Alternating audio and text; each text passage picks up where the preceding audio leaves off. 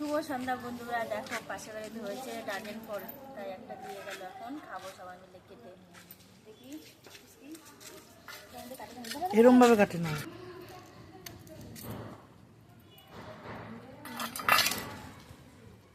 দেখো কি সুন্দর লাল হয়েছে।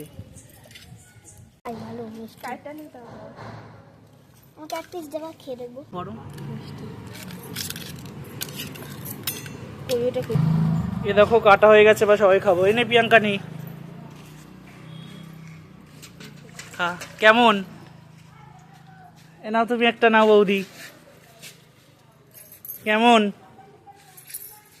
কেমন মা নাও, খাও। পুচকি কেমন?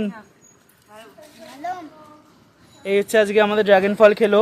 কে কে ফার্স্ট খেলো হাত তোলো।